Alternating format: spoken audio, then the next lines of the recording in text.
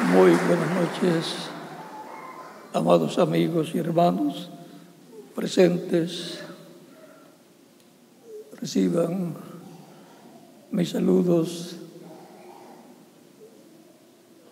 Obispo Luis Moreno y su esposa Linda Hidrobo del Ecuador, y también Obispo Pablo Real de Argentina, y todos los ministros presentes, y también los que están en otras naciones conectadas con esta transmisión vía satélite y también por internet. Es para mí un privilegio grande estar con ustedes en esta ocasión para compartir con ustedes unos momentos de compañerismo alrededor de la palabra de Dios y su programa correspondiente a este tiempo final.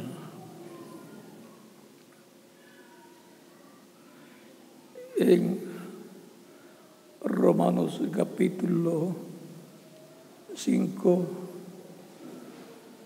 nos dice el apóstol San Pablo: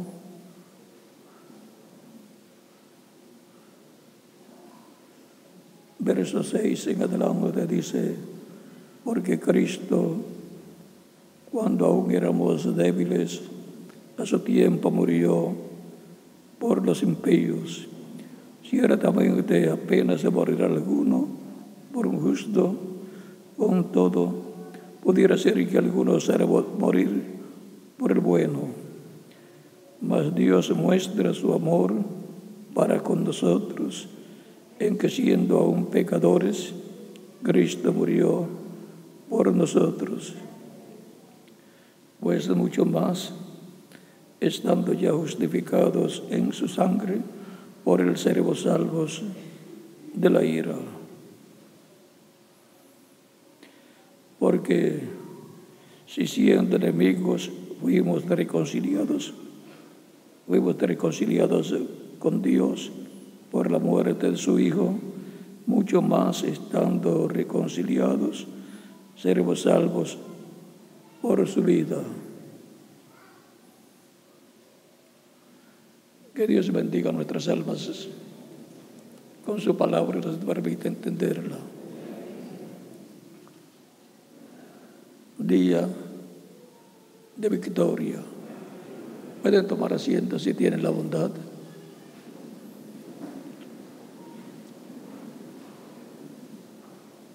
Dios muestra su amor pleno al enviar a Cristo para morir por nosotros. Esa es la muestra del amor de Dios más grande para el ser humano. No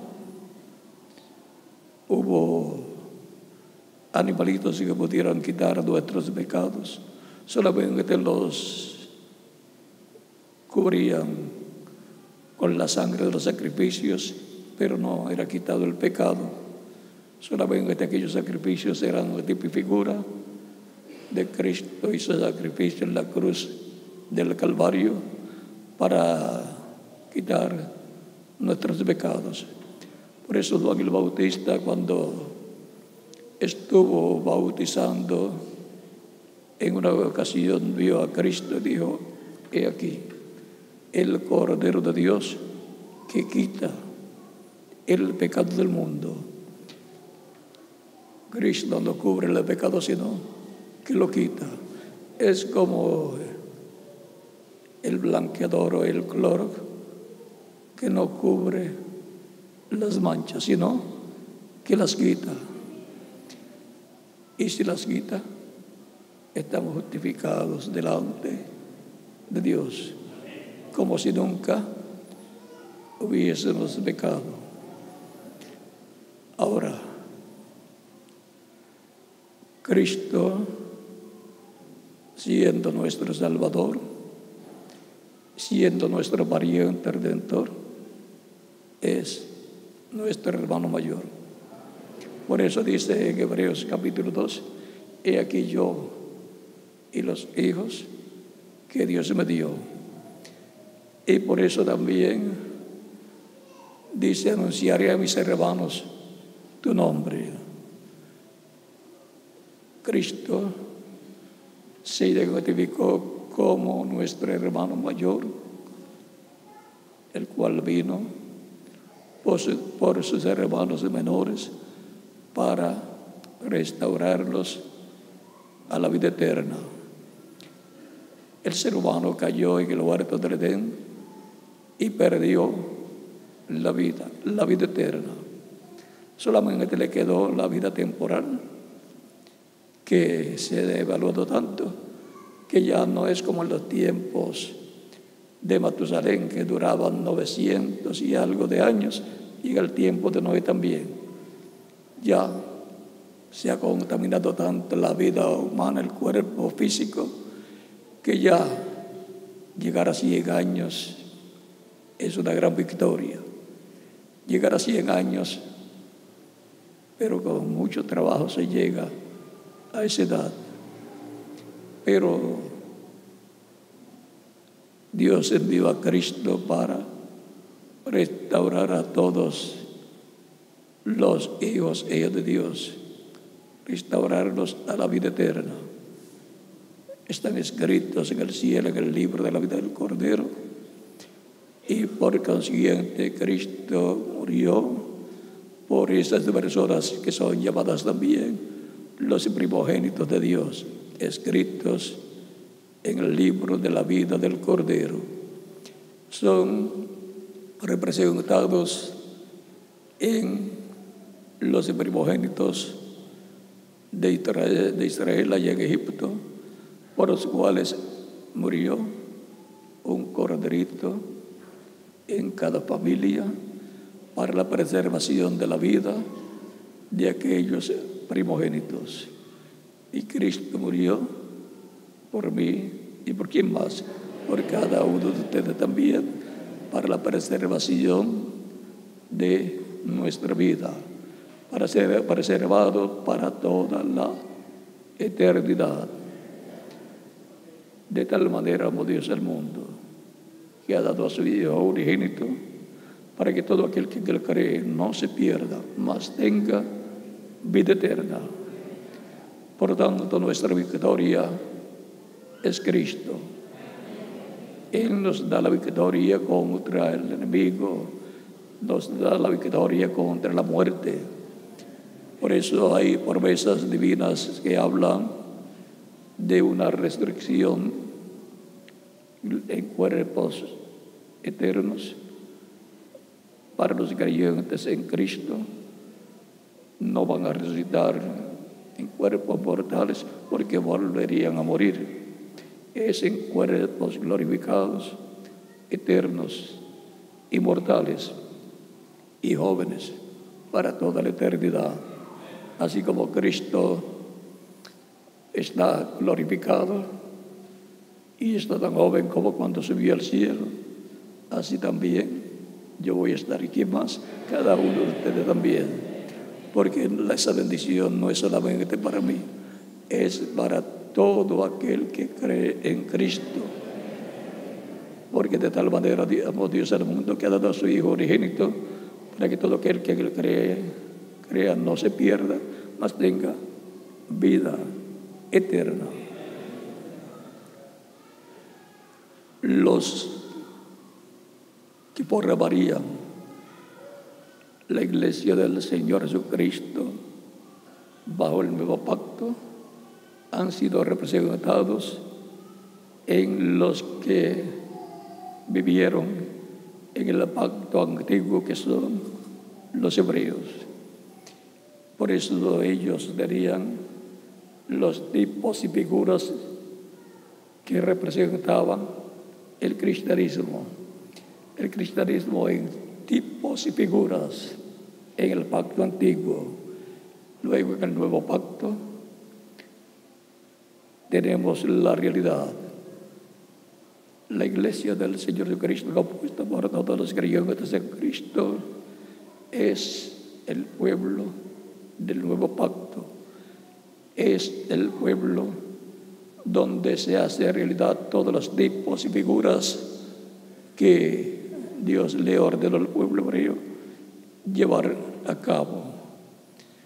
Por ejemplo, Israel tenía el sacrificio del cordero por los primogénitos, y en el nuevo pacto tenemos el sacrificio del Cordero de Dios, Cristo, por los primogénitos del nuevo pacto.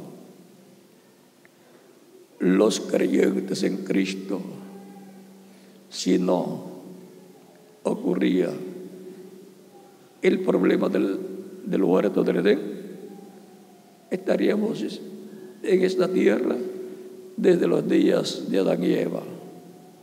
Esos eran los hijos que Adán y Eva tenían que tener. O sea que Cristo vendría y la descendencia de Cristo seríamos nosotros. Por eso Cristo es el segundo Adán, porque es el que restaura a todos los que están escritos en el cielo, en el libro de la vida del Cordero. Los restaura a la vida eterna, los reconcilia con Dios. Por lo tanto, la iglesia del Señor de Cristo, compuesta por los creyentes en Cristo, es lo más grande que Dios tiene en la tierra, a tal grado que es representada en un templo.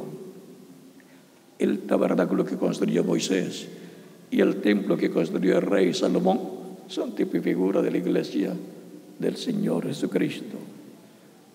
Por eso, en aquel tabernáculo que construyó Moisés y el templo que construyó el rey Salomón, cuando fue terminada la construcción y fue dedicado a Dios, vino la presencia de Dios y entró al templo y se colocó dentro del lugar santísimo sobre el propiciatorio en medio de los querubines de oro, que es la tapa del arca del pacto, donde estaba la palabra, las tablas de la ley. Y la iglesia ahora nos dice la Escritura que es el templo de Dios. Bajo el nuevo pacto, el templo de Dios es el cuerpo místico de Cristo. Es el lugar de morada de Dios. Y cuando sea completado ese templo, cuando se complete con todos los que formarían la iglesia, entonces la presencia de Dios en toda su plenitud vendrá y habrá una manifestación tan poderosa como nunca antes ha ocurrido en la historia de la humanidad. Durará poco tiempo, pero estará aquí esa manifestación poderosa de Dios, porque si es un templo, al concluirse, al completarse, con piedras vivas, como dice San Pedro en 1 de Pedro capítulo 2, versos 4 al 9, nos dice que somos piedras vivas para hacer un templo santo en el Señor. Es un templo que va creciendo de etapa en etapa, así como una construcción, a medida que le colocan piedras o bloques, va creciendo. Se comienza de abajo hacia arriba y después en la cúspide se llega ahí al tope. Esa es la etapa para ser colocada la piedra del ángulo, la segunda venida de Cristo. Allá 12,000 años atrás, en la primera venida de Cristo, allí estaba la piedra del ángulo, la piedra de corona para la iglesia del antiguo pacto, la cual fue rechazada. Pero el reino sería dado a otro pueblo, sería dado a otra gente que produciría los frutos de él. Esa es la iglesia del Señor Jesucristo, en quien se están cumpliendo las promesas divinas. El único pueblo que está bajo un pacto con Dios es la iglesia del Señor Jesucristo, porque ya estamos en el nuevo pacto desde el día de Pentecostés hacia acá. El sacrificio para el nuevo pacto fue derramado, la sangre de ese sacrificio en la cruz del Calvario. Recuerden a Cristo en San Mateo capítulo 26, versos 26 al 29, diciendo, al tomar el pan, dando gracias y partiendo, dice a sus discípulos: comed del todos, porque esto es mi cuerpo. Tipificó su cuerpo en el pan. Y tomando la copa de vino y dando gracias al Padre, da a sus discípulos y dice: tomad de ella todos, porque esta es mi sangre del nuevo pacto, que por muchos es derramada para remisión de los pecados. Y ahora, bajo el nuevo pacto, no hay sacrificios de animalitos. Ya esto era la sombra y figura de lo que vendría más adelante. Un solo sacrificio perfecto es el sacrificio de Cristo en la cruz del Calvario. No necesitamos tampoco otro sacrificio. Cuando ya hay algo perfecto, ya no hay necesidad de algo adicional. Y ahora, bajo el nuevo pacto, así como Dios obró bajo el pacto antiguo con el pueblo de Israel, está obrando en el nuevo pacto con el pueblo del nuevo pacto, que es la iglesia del Señor Jesucristo.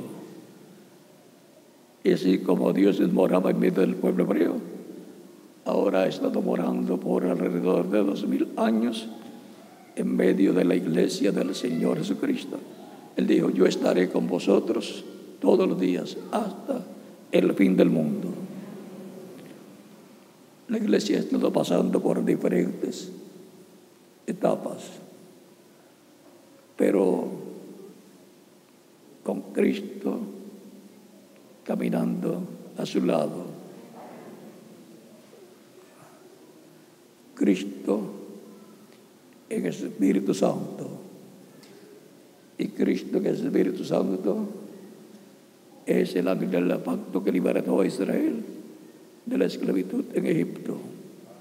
Recuerden que Cristo dijo en San Juan capítulo 8, versos 54 al 56: Abraham, nuestro padre deseó ver mi día y lo vio y se gozó. Le dicen los judíos: aún no tiene 50 años y dices que ha visto a Abraham. Cristo les dice: antes que Abraham fuese, yo soy. Es que Cristo es el ángel del pacto, el ángel de Jehová. Por eso viene a establecer un nuevo pacto. Esta es la sangre, mi sangre del nuevo pacto.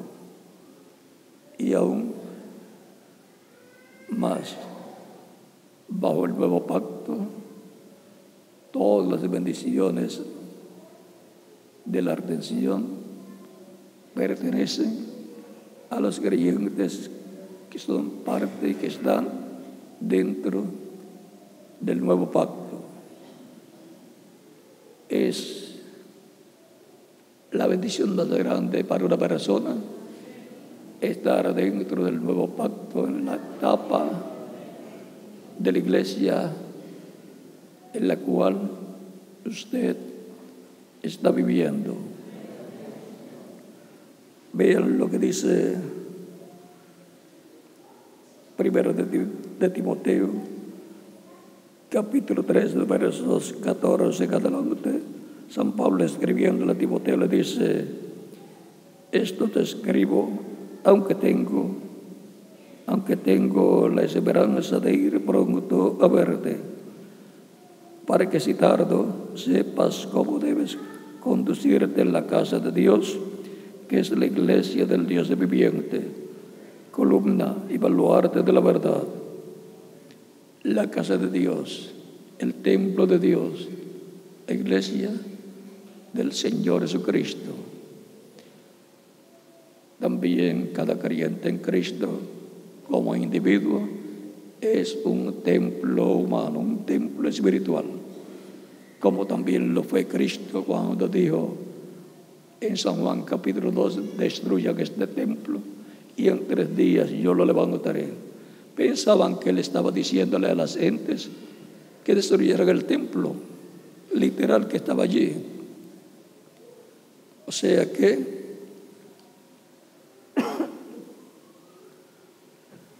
lo estaban mirando como un terrorista, porque eso fue de las cosas que le sacaron a la luz allá el sumo sacerdote cuando lo estaba juzgando, y unos acusadores que dijo que destruyéramos el templo y él lo iba a edificar, a levantar en 3 días.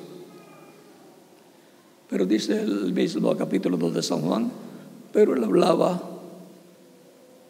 de su cuerpo, de su templo, su cuerpo. Somos templo de Dios. Nuestro cuerpo físico es un templo humano. Por eso es que viene el Espíritu de Dios al ser humano para habitar en el ser humano, así como habitó en el tabernáculo que construyó Moisés, y como habitó en el templo que construyó Salomón, y como habitó Dios en Jesús, ha estado habitando en seres humanos que son templo de Dios. Y por consiguiente, siendo un templo, el ser humano tiene atrio, lugar santo y lugar santísimo. El atrio, el cuerpo; lugar santo, el espíritu de la persona; y lugar santísimo, el alma de la persona. Por eso el alma, que es el lugar más importante, que es lo que en realidad es la persona, es el lugar en donde Dios habita. Por eso también el corazón es sinónimo del alma.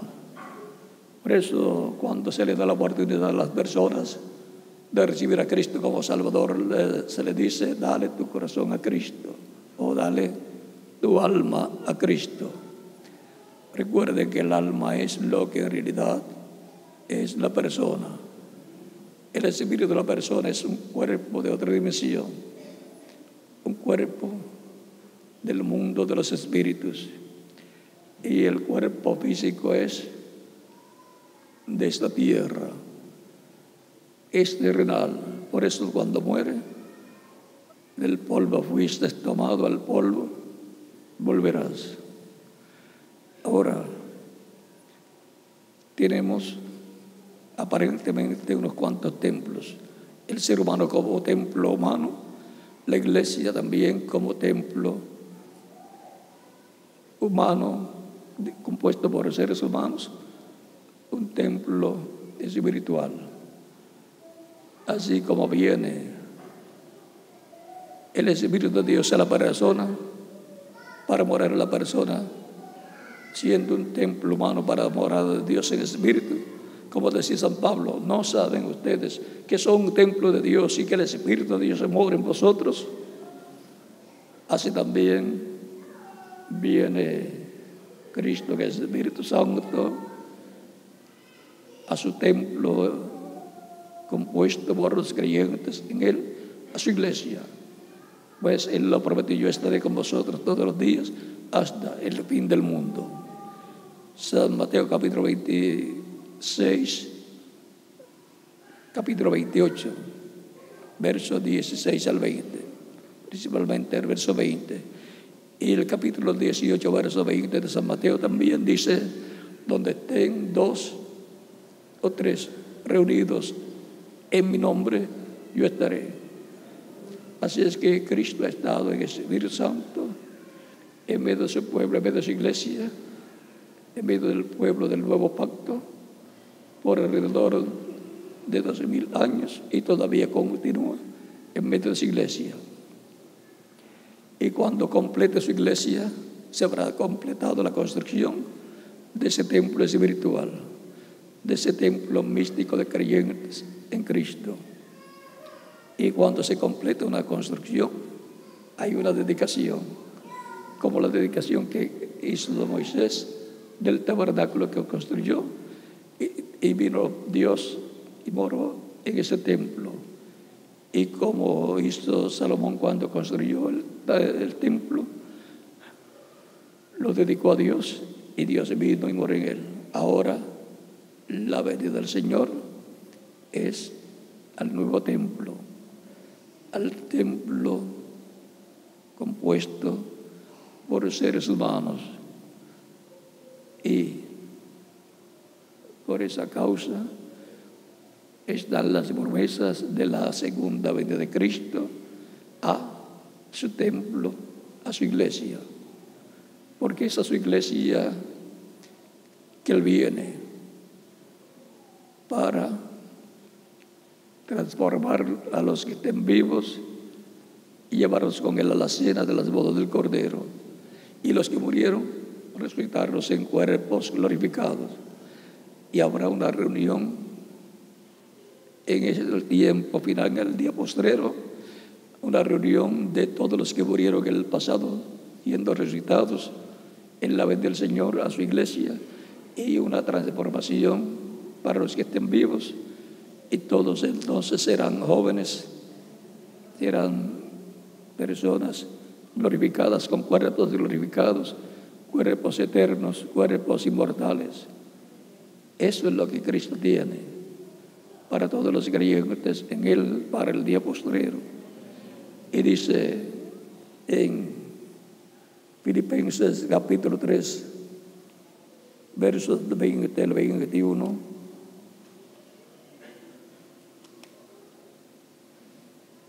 es importante siempre saber que ha prometido Dios para los creyentes en Él, porque no es un asunto de ir a la iglesia y decir yo creo en Dios. Es importante saber también, conocer también cuáles son las promesas y cuáles son las responsabilidades delante de Dios de todo creyente. Capítulo 13, versos 20 al 21 de Filipenses: mas nuestra ciudadanía está en los cielos. Cualquier persona puede decir mi ciudadanía está en el país donde yo nací. Esa es la ciudadanía de su nacimiento según la carne, pero del nacimiento, del nuevo nacimiento, es en el reino de Dios. Ha sido trasladado del reino de las tinieblas al reino de Dios. Ha nacido en el reino de Dios como una nueva criatura.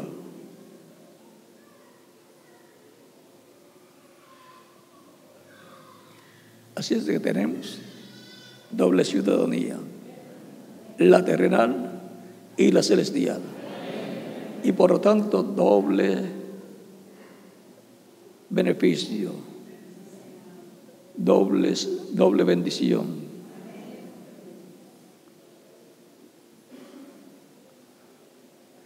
de donde también esperamos al Salvador, al Señor Jesucristo. ¿Ven? ¿Quién es el que está esperando la venida del Señor? Los creyentes en Cristo, que forman la iglesia del Señor Jesucristo. O en palabras claras, el cristianismo. Dice, el cual transformará el cuerpo de la humillación nuestra. Transformará nuestro cuerpo físico, lo hará inmortal, glorificado y joven como su propio cuerpo. Vamos a ver, el cual transformará el cuerpo de la humillación nuestra para que sea semejante al cuerpo de la gloria suya. Para que sea nuestro cuerpo como semejante al cuerpo de la gloria suya, para que seamos como Él. Como es nuestro hermano mayor, seremos también nosotros físicamente. A todo lo que Cristo es heredero, también lo son los creyentes en Cristo. Cristo es el heredero de toda la creación, pero los creyentes en Cristo son coherederos con Él. Cristo es la estrella resplandeciente de la mañana. Los creyentes son estrellas también. Cristo es la luz del mundo. Y Cristo dice, vosotros sois la luz del mundo. Ven, a todo lo que Cristo es heredero, lo son también los creyentes en Cristo, que son sus hermanos. Y Cristo es el Padre de la familia, de esa familia del segundo Adán. Cristo es el segundo Adán y su familia, su descendencia, sus hijos son los creyentes en Él. Y ahora, en la cruz del Calvario, obtuvimos la victoria. Él la obtuvo para nosotros. Y cuando resucitó, obtuvo la victoria sobre la muerte. Y cuando resucite, cuando lo recibimos como Salvador, obtenemos la victoria también. Y cuando perseveramos sirviéndole a Cristo en las buenas y en las malas, estamos obteniendo la victoria también. Y cuando seamos transformados, obtendremos la victoria en contra de la muerte física, porque obtendremos la inmortalidad física que tanto necesitamos. Pero ya tenemos vida eterna. Lo que sucede es que el cuerpo físico todavía es terrenal. Cuando sea glorificado, será un cuerpo con vida eterna, no vida temporal. Pero en esperanza y en fe permanecemos esperando su venida a su iglesia, al pueblo del nuevo pacto, para recibirle cuando venga con los santos que durmieron y los resucite y luego nos transforme en nosotros. Los veremos y entonces seremos transformados. Y está la promesa que habrá un rápido arrebatamiento para ir a la cena de las bodas del Cordero. ¿Cómo vamos a ir allá? No hay aviones, no hay medio de transportación. Pero no se preocupen. Elías se fue en un carro de fuego. Cristo subió también. Los carros de Dios se cuentan por millares. Los carros de fuego, los ovnis o platillos voladores que llaman, esos han estado todo el tiempo cuando Abraham fue visitado por Elohim y los dos ángeles que estaban con Elohim, que eran Gabriel y Miguel, eran personas que vinieron con un propósito a la tierra. Son extraterrestres, según se piensan, pero recuerden, estamos primero que nosotros en la tierra. O sea que Dios ha estado siempre en la tierra y en muchas ocasiones se ha dejado ver, se ha revelado, se ha dado a conocer a los seres humanos, por lo cual lo ha hecho en una columna de fuego, en una nube, y en otras ocasiones vestido de un cuerpo de carne, como pasó cuando Melquisedec le apareció en el capítulo 14 de Génesis a Abraham, y como ocurrió cuando visitó a Abraham antes de la destrucción de Sodoma y Gomorra y comió con Abraham. O sea, que han habido visitas de Dios a la tierra en forma visible a aquellos a los cuales le ha aparecido. Moisés deseó verlo y Dios le dijo: no me verá hombre y vivirá. Lo colocó en la roca y le dijo: yo pasaré proclamando el nombre de Jehová y luego quitaré mi mano y entonces verá mis espaldas o mi espalda. Las espaldas como un hombre, como la vieron otros, como Jacob, que luchó con el ángel de Dios y venció. Hay que luchar para vencer, luchar por la bendición de Dios. Ese ángel que a Josué también le apareció con una espada en la mano es el comandante en jefe de las huestes celestiales. Es Cristo en su cuerpo angelical. Recuerde que el ángel del pacto es Cristo en su cuerpo angelical. Por eso, cuando vino 12,000 años atrás, estaba cumpliendo la profecía de Malaquías, capítulo 3, donde nos dice que enviará su mensajero delante de él. Vamos a ver cómo lo dice para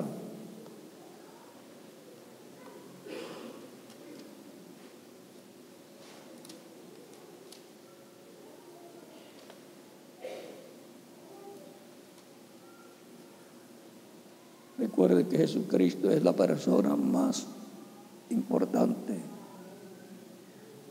de Dios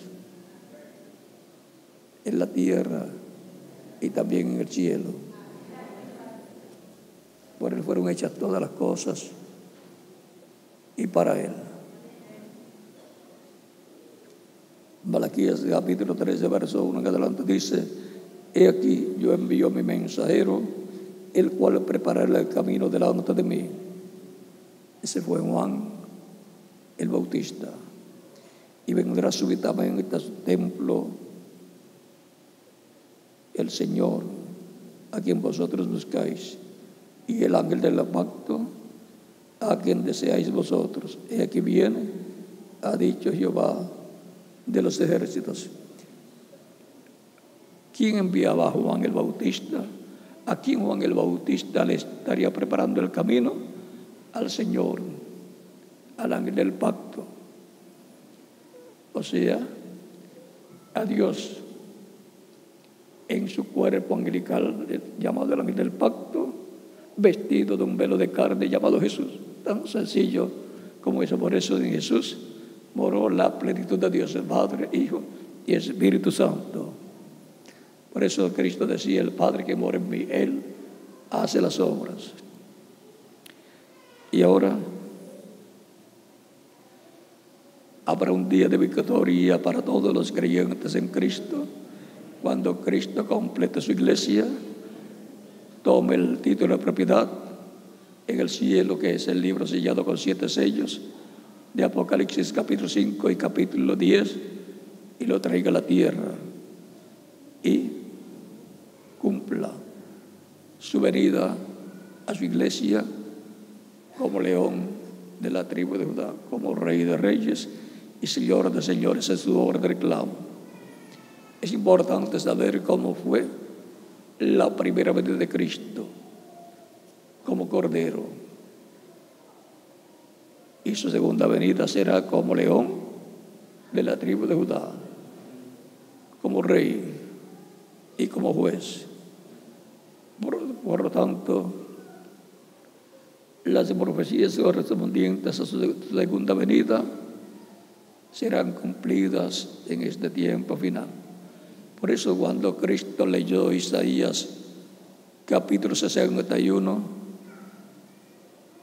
y llegó a la parte donde decía, para predicar el año de la buena voluntad de Jehová, ahí se detuvo y no leyó la otra parte de ese verso que decía, y el año de venganza del Dios nuestro, y el día de venganza del Dios nuestro, porque el día de venganza es para ser cumplido en su segunda venida.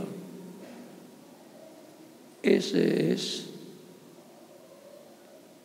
el cambio que habrá de Cristo como Cordero a león, como sumo sacerdote a juez y rey. Él es la raíz y linaje de David, la estrella resplandeciente de la mañana. Él es el jinete del caballo blanco de Apocalipsis capítulo 19. Él vendrá a reclamar todo lo que él ha redimido con su sangre preciosa. Y será un día de victoria la segunda venida de Cristo a su iglesia. Es importante que todas las personas que escuchan la predicación del Evangelio de Cristo y nace la fe de Cristo en su alma, si no lo han recibido todavía, lo reciban lo más pronto posible, porque cuando Él venga ya no habrá oportunidad para recibirlo como Salvador. Ya lo van a recibir los que ya lo recibieron como Salvador, lo van a recibir en su segunda venida para ser transformados y llevados con Cristo a la cena de las bodas del Cordero. Continúen todos pasando una noche feliz, llena de las bendiciones de Cristo nuestro Salvador.